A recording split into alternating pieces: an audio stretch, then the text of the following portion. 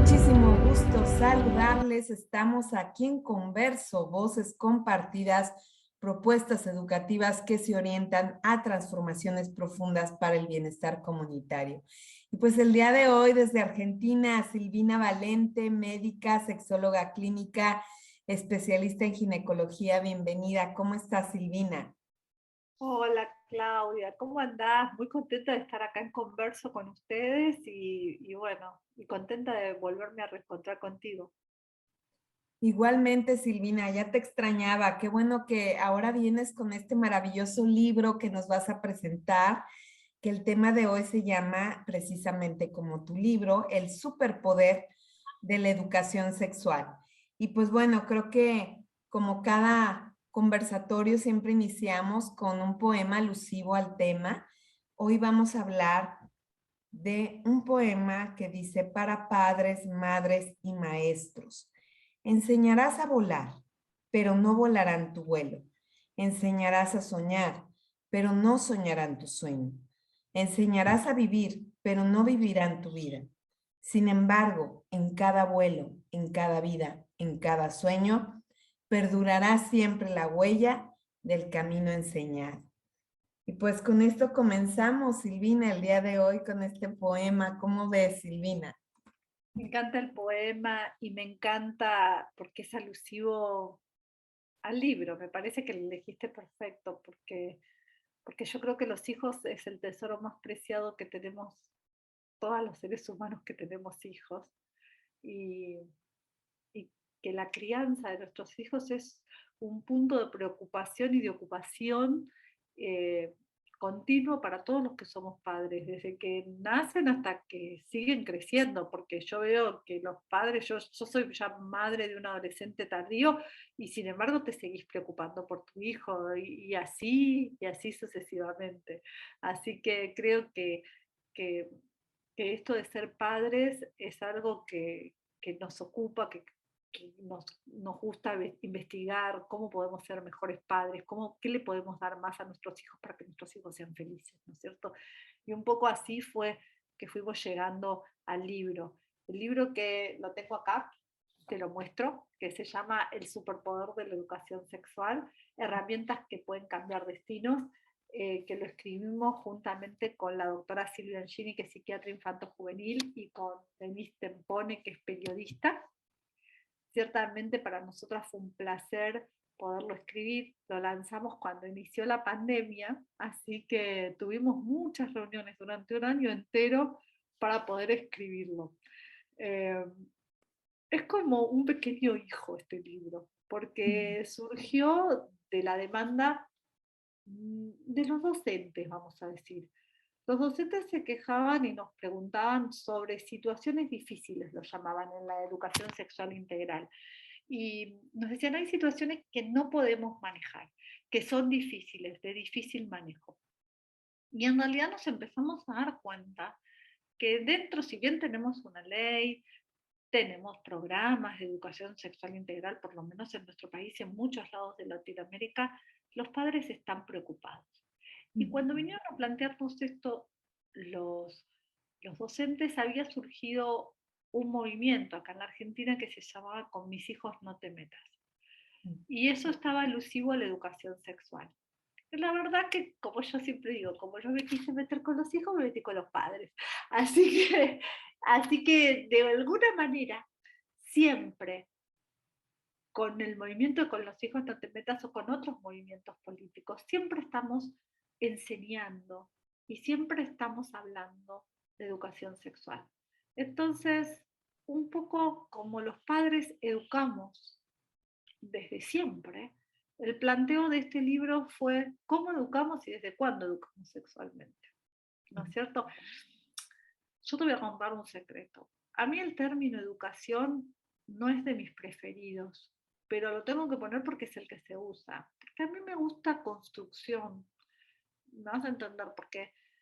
A mí me gusta la construcción porque construir significa trabajar con otros, resaltar y ayudar a otros y ayudarnos a nosotros mismos a poder descubrir lo mejor de nosotros, nuestros talentos, nuestras virtudes, nuestras limitaciones. y poder ir construyendo día a día nuestra vida, nuestras ideas, nuestros compromisos, nuestros gustos, nuestros disgustos, vamos a decir, pero ir construyendo. Yo creo que la vida se va construyendo. Creo que la educación del que más sabe al que menos sabe es algo que ya está de moda. Y no estamos hablando de esa educación. Por eso estamos hablando de un libro de los padres que es muy amable para los padres. Lo pensamos para que lo puedan leer de acuerdo al interés de cada uno. Lo escribimos cada capítulo como una nota de revista, vamos a decir, donde vos podés leerlos todos por separado, que está bien, o lo podés leer todo junto y tiene un hilo. Pero lo pensamos como para que sea esto, que los ayude a construir sus crianzas y no a bajar línea de cómo educar. Claro, excelente. Pues qué bueno, Silvina, que haces esta diferenciación, porque creo que es muy importante hablar de esta parte de que los padres y madres se involucren en esta construcción de los aprendizajes. A veces ellos también nos van enseñando y mostrando los caminos, ¿no? Y creo que es una parte confrontativa desde cómo recibimos nosotros este acompañamiento.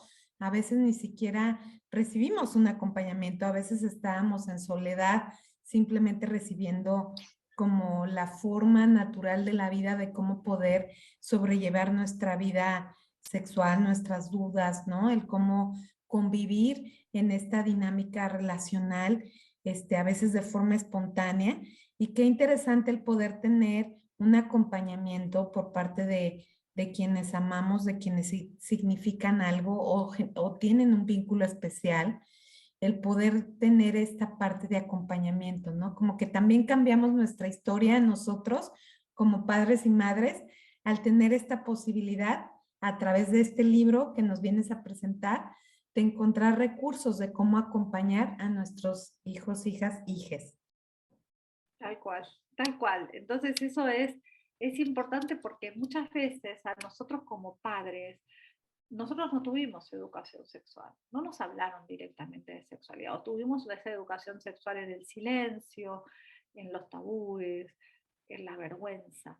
Entonces, hablar de sexualidad nos cuesta, y más con nuestros hijos. Entonces, como yo siempre digo, hablamos en disminutivo o hablamos en grosero, pero nunca hablamos bien, utilizamos bien el lenguaje adecuado. Entonces, muchas veces esto de poder leer eh, las etapas evolutivas de los chicos, desde que nacen hasta que terminan la adolescencia, eh, distintas situaciones de cuándo empieza la educación sexual, que la vas a dar o sí, desde que pensaste si empezaste a soñar a tu hijo, hija, o como vos decís, hije, cuáles son tus miedos, si lo pensaste en comprarle la ropa rosa porque iba a ser mujer, o pensaste que lo ibas a criar sin género. Entonces todo eso es sexualidad y todo eso es transmisión de, de una cultura sexual, vamos a decir, o de lo que nosotros como padres elegimos transmitirle a nuestros hijos. De todas maneras, transmitimos cultura, transmitimos ideas. Y como vos dijiste, yo no sé si ellos van a vivir esas ideas, si las van a tomar, pero nosotros tratamos de inculcarlas, de hacer que crezcan para que sean felices, que tengan herramientas, etc. Bueno, este libro lo que hace es justamente a los padres mostrarles distintas herramientas para ir criando lo más libremente en sexualidad de un hijo, libremente ellos, ¿no es cierto? Porque obviamente que ellos van a elegir cómo. Esto es muy importante. Cuando dicen con mis hijos no te metas, nadie se quiere meter con los hijos de otro. Solamente queremos que los padres puedan entender que se hable o no se hable de esto, se habla o se siente. Claro, y que es importante tener como esta formación también profesional, en este caso hablando desde la parte de la educación sexual, ¿no? Cómo nosotros como profesionales en este ámbito, pues precisamente contamos con esos recursos para poder ir también de una forma científica, humana, con valores, ¿no? Mostrando estos caminos de cómo pudiera ser esa educación. Creo que ese punto también es importante, que no es algo espontáneo, sino que es algo que también nos hemos formado y hemos estudiado, y por eso es que hablamos que la educación sexual integral pues también tiene que ser de cierta forma analizada y encaminada desde esta visión profesional, ¿sí? Claro, sí, la verdad que sí, es eso, es un poco profesional cuando tenemos estas situaciones. Igualmente, los padres por ahí la podemos ayudar desde lo profesional para que ellos puedan encaminarse. Nosotros en esto, cuando empezamos a hablar del libro, empezamos a ver cuándo empieza esto, cuándo empieza la educación sexual. Y yo te decía, probablemente fuera de esto, que empieza cuando empezamos a soñar a nuestros hijos y sigue durante todas las etapas. Y las preguntas son: ¿hasta cuándo puedo estar desnudo adelante de mi hijo? ¿Está bien que duerma en la cama con nosotros o no está bien? Cuando lo baño, ¿cómo lo baño? ¿Quién lo puede bañar? ¿Quién le puede cambiar los pañales a mi hijo? ¿Se puede tocar? ¿Se está tocando? ¿Qué puedo hacer? ¿Juega con otros chicos desnudos? Lo encontré a los 5 años dándose un beso con el amiguito o con la amiguita. ¿Es gay? ¿No es gay? ¿Está teniendo sexualidad temprana? ¿No está teniendo sexualidad temprana? Y así un montón de cuestiones que los padres nos van trayendo a la consulta de dudas, y nosotros quisimos eh, transmitirlo en este libro para ver cómo es que podemos ayudar mejor a nuestros hijos. O por ejemplo, hay todo un capítulo que dice: ¿cómo puedo hacer para minimizar las probabilidades de que mi hijo sufra un abuso sexual? Esto es una preocupación continua de los padres y de las madres. Claro. Y y verdaderamente a veces decimos: no, son muy chiquitos, no podemos trabajar. Y bueno, y en el libro vamos mostrando cómo sí podemos trabajar, donde sí podemos construirle una zona de seguridad a nuestros hijos, donde a veces nosotros violamos esa zona de seguridad. Por ejemplo, a los nenes chiquitos no les gustan los viejos, ¿no es cierto? Generalmente no les gustan. Entonces, anda a upa del abuelo, anda a upa de la abuela, dale un beso a la abuela, y a la abuela, pobrecita, no tiene la culpa, porque por ahí está grande, tiene alguna falla cognitiva, pero tiene baba, tiene un olor diferente, y no tiene la movilidad que un chico le gustaría, y el chico no tiene ganas de darle un beso. Y lo obligamos a darle un beso. ¿Me explico? Entonces, a veces los chicos saben elegir a quién sí y a quién no. Y no es un desplante ni una mala educación. A veces es poder construir esta zona de seguridad. ¿Me explico lo que te estoy diciendo? O cuando lo vamos a bañar, pedirle permiso. Te voy a bañar, permiso para bañarte. No entiende nada, es un bebé. Pero si uno le pide permiso y ya cuando empieza a tener uso de razón, los juegos son de bañarlo siempre de la misma manera y ir diciéndole: ¿y ahora qué viene? Y ahora a ver cómo lo haces vos. Hasta que un día por ahí a los 2 años se baña solo. Y uno solamente está mirando para que no tenga un accidente. Pero el chico se va bañando solo y va acostumbrándose que su cuerpo lo limpia y lo toca él. Entonces esto de te pido permiso, toc toc a la puerta y decir: permiso, ¿puedo pasar a tu habitación? Entonces, si es que tiene habitación para él o para los chicos, toc toc en el baño, ¿puedo pasar? Aunque no llame para limpiarlo, ¿no es cierto? Entonces, toc toc, ¿puede pasar mamá? Este permiso al chico le va sonando. Si en casa me piden permiso, cualquiera me tiene que pedir permiso. Y yo probablemente no le tenga que dar permiso a cualquiera, solamente estas cosas le doy permiso a las personas que me están cuidando. Obviamente que a veces el abuso viene del cuidador primario, ¿no es cierto? Y entonces ahí ya tenemos una ambivalencia. Pero si al otro cuidador le pudo generar un espacio de confianza, el chico sabe que ese es su espacio de seguridad y que ese espacio de seguridad nadie lo puede invadir. Son pequeñas cosas que vamos contando en el libro, cómo se van construyendo y qué juegos podemos hacer con los chicos para ayudarnos a nosotros a construirlo de una manera satisfactoria, segura, dinámica y alegre, como para que lo vaya incorporando sin necesidad de asustarlo, ¿no es cierto? Claro, qué interesante, Silvina, porque creo que en mucho, por ejemplo, hablando de esta parte, ¿no? De la prevención del abuso que comentabas, cómo antes se recargaba mucho la responsabilidad en el niño, niña, adolescente, ¿no? Para poder establecer límites. Y ahora, cómo desde esta visión sistémica, desde este modelo ecológico, se ve cómo en el sistema familiar, papás y mamás, empezamos a marcar límites, empezamos a ser asertivos, empezamos a un poco como espejear esos buenos tratos que ellos van a ir también de cierta forma asimilando. Entonces, esto que estás comentando precisamente es, si yo estoy ejecutando ciertas acciones de respeto, ¿verdad? En donde estoy pidiendo Claro, respeto para mi persona y te lo estoy dando, se va dando de una forma natural el aprendizaje y ya no se recarga únicamente en el niño, niña o adolescente la responsabilidad, sino que hay un microsistema familiar donde también se va dando esta situación, ¿no? Entonces, qué interesante verlo desde esta visión sistémica. claro, tal cual. Entonces está muy bueno porque nosotros también tenemos que ir construyendo eso. Y también lo importante es que la familia, como le decimos a los padres, que estén atentos y a qué cosas tienen que estar atentos, porque a veces los nenes son muy chiquitos. Y uno también tiene que estar atento, viste, como ahora nosotros decimos, y también lo ponemos en el libro, ponemos quiénes son los abusadores y hay muchos abusadores que son las cuidadoras primarias, porque a veces no pensamos que las mujeres también podemos ser abusadoras sexuales de los chicos. Y y el conflicto que se genera socialmente cuando una madre o una abuela es abusadora, porque en general la justicia dice, ¿con quién dejó al chico? Con el padre, con la tía, con una sociedad, pero con la madre no.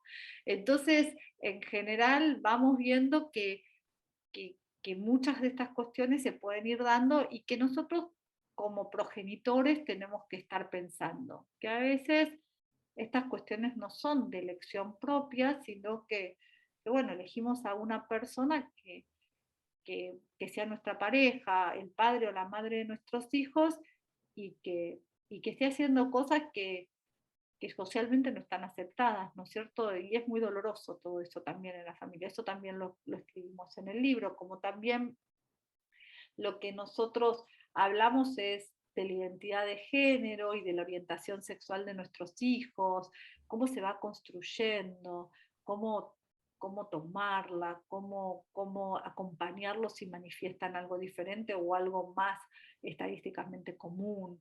Entonces, en realidad vamos a decir, hablar de un poco de los estímulos, de los permisos y también de las prohibiciones que a veces decimos los padres y de las angustias que nosotros tenemos como padres cuando nos plantean algo diferente o que se corre de lo más común, vamos a decir.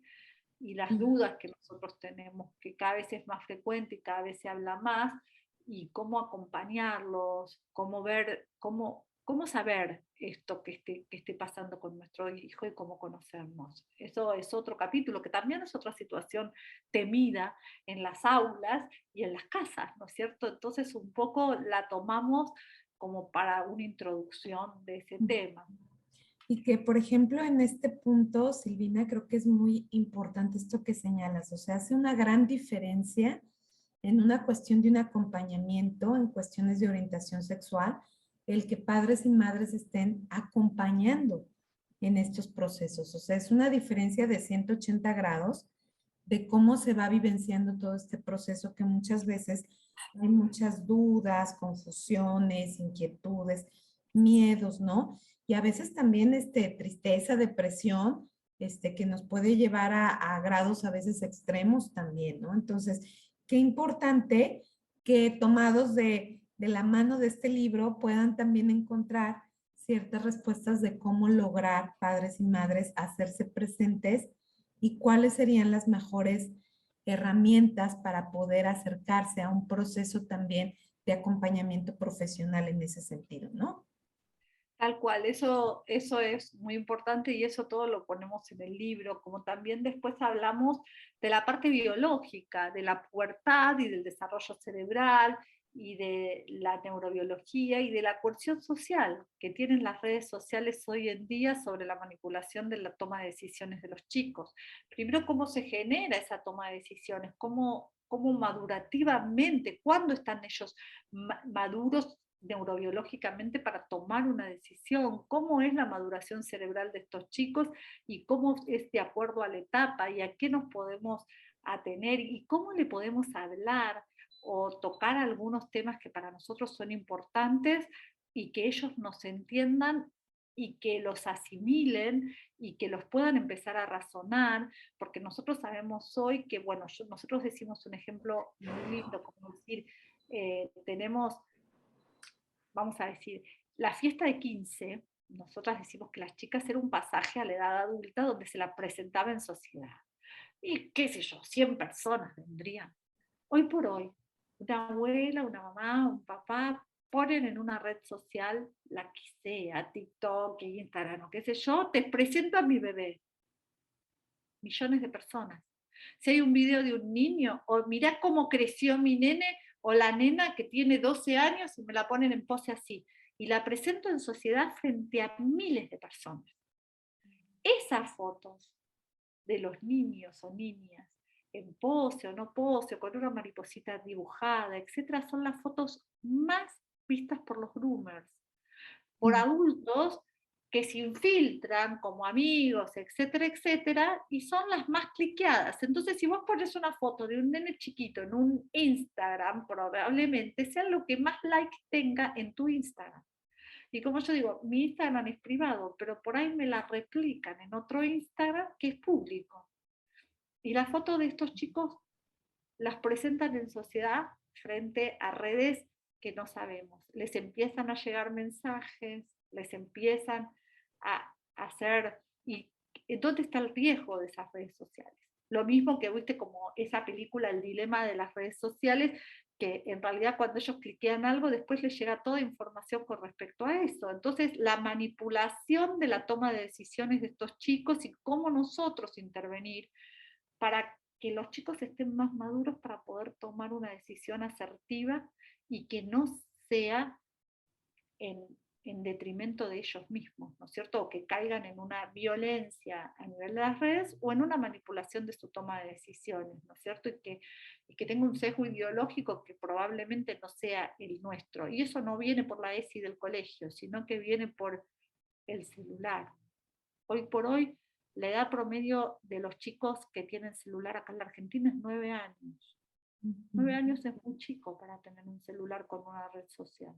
Y sin embargo hay millones de cuentas. Pues es que es una responsabilidad muy grande, ¿no? Y creo que, fíjate, esto que comentas es importante mencionarlo, ¿no? El sharing, que es esta parte, como señalas, que a veces no nos damos cuenta que es un tipo de violencia, pero el estar compartiendo información de los hijos, hijas, hijes, además de exponerlos, cuando quizá no hay ni siquiera ese consentimiento del que hablabas, ¿no? Como esa parte de pedir la autorización de cierta forma porque también es su intimidad, los estamos también exponiendo a situaciones de riesgo, de peligro y que a veces no tomamos en cuenta hasta dónde podría llegar esta situación. Entonces, creo que este es un punto importante, como también lo señalas, cómo nos estamos guiando, ¿no? A través de las redes, por ejemplo, la importancia de estar presentes a través de la aprobación, de los likes o de las formas en las que estamos como en una competencia, en una sobreexposición, sabiendo que también lo virtual genera emociones reales, porque pareciera que es algo que no genera emociones reales, pero ahí están presentes, ¿no? Tal cual, tal cual. Y bueno, es un poco todo esto que sí genera muchísimas emociones y genera conductas. Nosotros también sabemos que los chicos hoy por hoy empiezan a vincularse en la forma virtual. Y hay un gran porcentaje de chicos, y más entre 13 y 15 años, que concretan, después de unos meses de estar chateando virtualmente, conocer con quién están chateando. Y concretan una cita, vamos a decir, a la antigua, o encontrarse en algún lugar en forma real. Y a veces con las personas que se encuentran son chicos o chicas de la edad de ellos y a veces no. Y esto es muy importante porque nosotros tenemos que ir viendo esas cosas. Y hoy por hoy los controles parentales, mm, no sé si es la mejor herramienta, porque como nosotros ponemos acá, que probablemente la mejor herramienta sea poder acompañar a nuestros hijos para que tomen decisiones en forma asertiva. Y yo creo que eso se puede. Ese es otro de los capítulos. Otro de los capítulos, bueno, ya más centrado en la adolescencia, es cómo enseñamos para tener sexo placentero y evitar un embarazo, enfermedades de transmisión sexual. Pero fundamentalmente, cómo enseñamos a los chicos a hablarles de placer. Porque, porque la sexualidad es placer, no es miedo. Entonces esto es muy importante y lo vamos marcando en todo esto, porque muchas veces los padres y los adultos los vemos a los chicos como, bueno, sí, tienen sexo, pero la verdad que no me gustaría que lo tuvieras. Todavía es muy chiquito, todavía no puede. ¿Cuándo le habla a mi hijo? Tiene 16 años, ¿te parece que le hable de sexo? Y ya le tendría que haber empezado a hablar, es la respuesta, ¿no? Y entonces esto que vamos haciendo es cómo hablarles de placer, de que la sexualidad es un juego, de que la tenemos en un montón de cuestiones de la vida, porque no solamente la sexualidad es genitalidad y solamente es coito y penetración, sino que la sexualidad es elegir una ropa para salir, cómo voy a impactar y cómo voy a seducir, cómo hoy, por ejemplo, las dos nos peinamos, yo me puse los anteojos, me pinté los labios, vos lo mismo. Entonces es como que todo esto es sexualidad y es una forma que nosotros tenemos de relacionarnos y vincularnos con nosotros mismos y con los demás. Cómo hablar de autoerotismo con los chicos. Eso, todo eso está en el libro, ¿no es cierto? Y bueno, esas cosas son, eh, están buenas. Como cuando sabemos cuando un chico está preparado para entrar en el mundo virtual, ¿no es cierto? O sea, que le podemos decir, bueno, sí, dale, podés tener un perfil, vos, lo podés manejar o te puedo enseñar a manejarlo yo. Hay edades mínimas para eso, que las ponen los mismos perfiles. O sea, ¿por qué no cumplirlas? Bueno, ¿cómo debería ser la educación sexual en ámbitos educativos? Y ahí contamos un poco las experiencias de distintos países y cómo distintos países tienen distintas maneras de educar sexualmente y cómo fueron a prueba y error y vamos cambiando todo el tiempo de acuerdo a cómo van evolucionando los chicos y cómo vamos evolucionando los adultos en la comunicación con ellos y en la comunicación de ellos con nosotros. Entonces es como un recorrido en 8 capítulos nada más, es cortito el libro, es fácil de leer y es un poco introducirnos a nosotros en qué cosas necesitamos para hablar con nuestros hijos. No te vamos a decir cómo hablar con tu hijo, pero sí vas a encontrar herramientas para que como vos te comunicas con tu hijo, puedas fortalecer tu comunicación y poder construir con ellos un mejor vínculo y una mejor charla o diálogo con respecto a la sexualidad, que a veces nos da vergüenza. Claro, pues fíjate qué valioso el poder contar con estas herramientas, Silvina. Yo la verdad es que creo que a veces no tenemos como una guía tan clara y bueno, sabiendo que contamos con esta guía y qué mejor que venga de personas que además de esta parte profesional están también formadas en este aspecto humano de valores, ¿no? Donde eso también va inmerso y como decíamos, la sexualidad es algo transversal, va a estar presente a lo largo de nuestras vidas y también hace una gran diferencia hablarlo desde lo que es el temor, el tabú, el miedo a vivenciar una sexualidad hablando desde el placer y desde la plenitud porque también es un derecho, ¿no? Entonces, qué interesante que lo estés planteando, también la trascendencia de hablarles desde esta situación de lo que es un derecho, que es vivir una sexualidad plena en placer.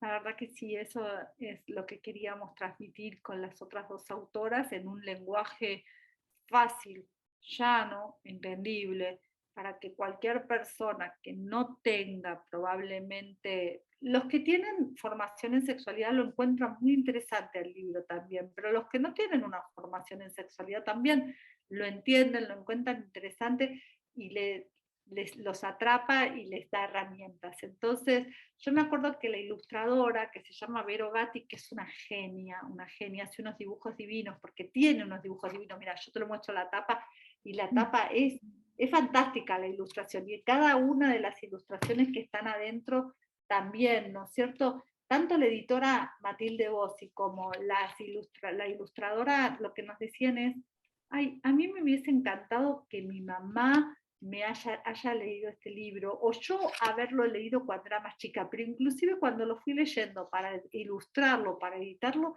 fui aprendiendo cosas. O sea, la verdad que está bueno, ¿no es cierto? Y mira, ves que la lectura es divertida, ¿no es cierto? Es como decir, bueno, mira, tenemos cosas grandes, hay dibujos, hay ilustraciones que a veces cuando decimos nosotros, los padres leemos libros, pero no es un libro aburrido, tiene ilustraciones, tiene recuadros, tiene cuestiones para leer, entonces es fácil, porque yo ya sé que este es un tema que no elegimos leer como una novela, ¿no es cierto? Entonces lo teníamos que hacer un poco más fácil.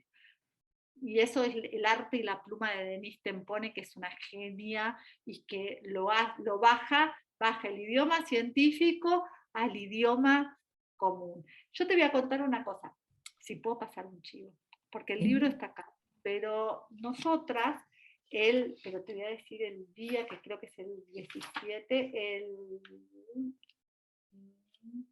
no, el 17 no, el 24 de junio, viernes, a las 19 horas Argentina, en @consexuar, que es consexuar.net, que es el centro terapéutico que tengo yo virtual, vamos a hacer un taller de cómo hablar con nuestros hijos de sexualidad. El que se quiera sumar, se mete en el Instagram de Consexuar, en la semana que viene ya van a estar abiertas las inscripciones para el taller que va a ser el 24 de junio a las 19 horas hora argentina. Y bueno, nosotros encantados de poder compartir 2 horitas con distintas personas que quieran sumar. No sé si vamos a enseñar, no vamos a enseñar, sino que vamos a aprender entre todos. Excelente, Silvina. Pues qué bueno que lo comentas y bueno, siempre estamos buscando opciones y qué mejor que tener algo que está respaldado, como bien lo mencionamos, pero además que cuentas con este material, con este libro que también es una guía importante y como dijiste, atractiva, como es la vida y como debe de ser también la educación sexual, ¿no? Como una forma sencilla, atractiva de distintas formas, ¿no? Que venga de una forma también completa, que sea accesible para todas las personas.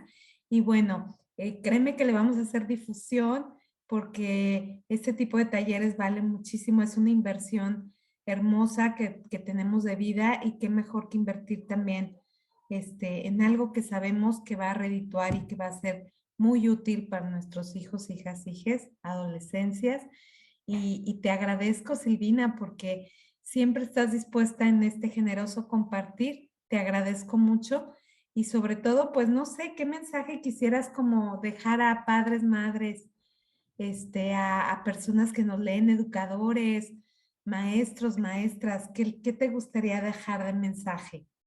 A mí me gustaría decirles que la sexualidad es un juego, que nos animemos a educar en sexualidad, porque lo que no educamos nosotros, lo educan otros. Y educar desde el silencio es dejar que eduque nuestra señorita porno, que no sé si es lo que más queremos que eduque a nuestros hijos. Que nos acerquemos a los niños y a los adolescentes y que los respetemos, que aprendamos a jugar con ellos y que no tengamos miedo de hablar de sexualidad y que tampoco tengamos miedo de equivocarnos como padres o como maestros, porque de los errores también se aprende y que la sexualidad la construimos entre todos y todos la tenemos y todos la vamos a ejercer o la estamos ejerciendo en nuestra vida. Así que el respeto, la escucha, la empatía y el animarnos a dialogar son cuestiones que nos tenemos que adentrar para poder ayudar a nuestros hijos a construir un bienestar y una calidad de vida. No sé si la felicidad, pero a través del bienestar y la calidad de vida probablemente encuentren bastantes momentos de felicidad. Así que yo los invito a animarse. Excelente, Silvina. Y a vos te agradezco muchísimo porque vos siempre estás atenta a todas las actividades nuestras y la verdad es que para nosotros es un placer poder venir, o para mí y para cualquiera de mi equipo, es un placer venir a poder hablar con vos y tener estos diálogos que son, estos conversatorios, como ustedes les dicen, que son tan ricos y tan amenos. Muchas gracias. Muchas gracias, Silvina. Silvina, última pregunta para concluir, que me gustaría preguntarte esto.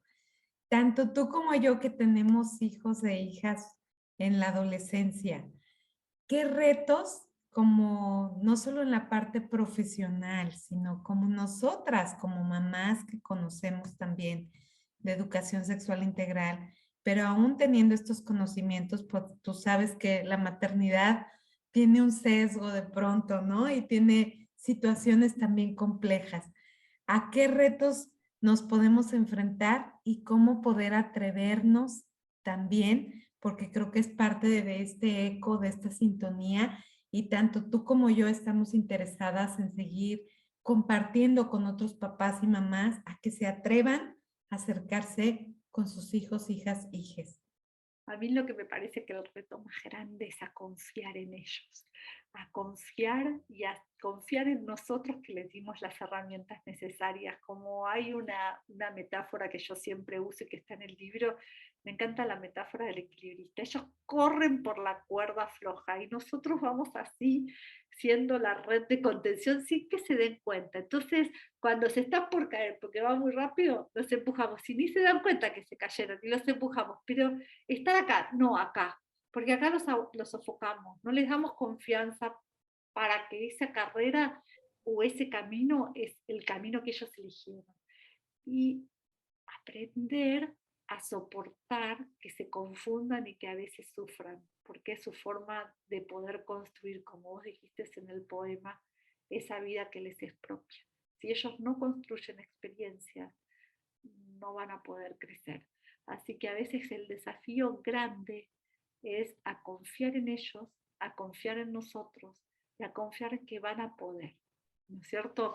Que van a poder también atravesar el sufrimiento eh, porque los va a modificar de una manera positiva. O sea, no sé si el sufrimiento, pero sí experiencias negativas las van a tener. Y eso a los padres nos cuesta muchísimo, porque eso quiere decir que están creciendo y a veces nos cuesta muchísimo verlos crecer. Nos gusta, pero a su vez extrañamos al niñito que teníamos cerca. Qué importante, Silvina. Y fíjate, justo hace poquito tenía una plática con mi hijo, él ya tiene 21 años, pero eh, recuerdo que me decía, porque iba a entrar a un conversatorio y le decía yo, como vi a varios de sus amigos en casa, se reúnen mucho en mi casa, sus amistades, y me decía, mamá, es que hace una gran diferencia cuando los papás confían en nuestros talentos, cuando creen en nuestros proyectos. Es una diferencia impresionante, porque creo que el que tu papá o tu mamá, que es quien está más cercano a ti, te dé el voto de credibilidad, te hace que efectivamente ni siquiera te lo cuestiones, simplemente vas por la vida haciendo las cosas, ¿no? Entonces, qué difícil y qué fuerte, porque pues sí, es una parte confrontativa y gracias Silvina, porque efectivamente esto de confiar en la formación y en la educación que estamos dando también, en sus talentos, quitarnos de este mundo adultocéntrico, ¿no? Y poder escucharles y poder saber, y un poquito con esta situación de la pandemia también, les decía yo, quitar como estos comentarios tan negativos que hacemos frecuentemente de que está muy difícil la vida, que va a ser complejo, que es difícil elegir una profesión, que hay muchas cosas de crisis, ¿no? Porque si de por sí ya hay estrés y temores en el entorno, creo que nosotros también tenemos que ser una fuente importante de reflejo de seguridad, ¿cierto? Y de permitirles equivocarse, porque equivocarse, tomar mal una decisión de una carrera no es la muerte de nadie, la cambiamos. O Claro. sea, la vida se construye de experiencias, como yo dije. Así que, bueno, no me gustó, ya sé que esta no me gustó, voy a probar con esta. No es que uno esté probando hasta los 50 años una carrera o una actividad o un oficio, pero podemos permitirles equivocarse. Claro. Eso también está bueno. Bueno, Clau, Pues gracias. muchas gracias, gracias Silvina y gracias a todos. No dejen de vernos cada miércoles un conversatorio y cada jueves a la 1 radio por internet en vivo con algunos expertos también hablando de temáticas de salud, sexualidad, psicoterapia y educación. Muchas gracias, Silvina. Nos vemos muy pronto. Nos vemos, gracias y saludos a todos por allá. Gracias.